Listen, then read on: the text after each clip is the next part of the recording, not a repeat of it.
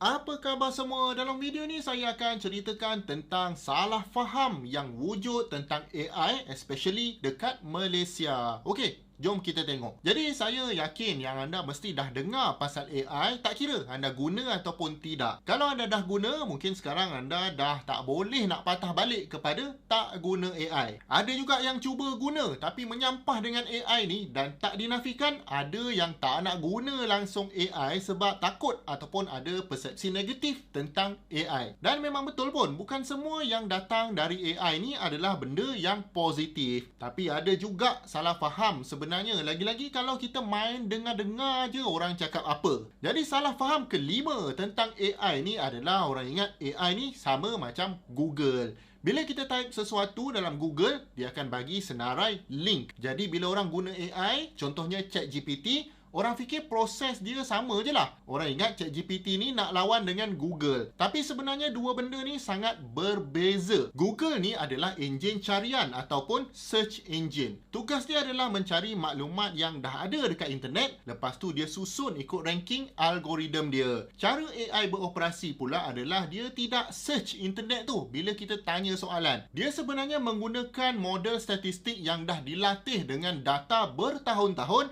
Lepas tu dia hasilkan jawapan yang baru. Maksudnya kalau kita tanya soalan pasal sejarah, jawapan tu bukan diambil bulat-bulat daripada Wikipedia, tapi dia bina ayat baru mengikut gaya penulisan yang dia belajar daripada data-data dia. Jadi analoginya, Google tu macam seolah-olah perpustakaan. Kita kena pilih sendiri buku yang sesuai. AI pula macam seorang kawan yang cuba menerangkan isi kandungan buku tu dalam bahasa mudah. Jadi bila ada orang kata AI ni sama je macam Google, itu adalah salah faham yang agak besar. Salah faham keempat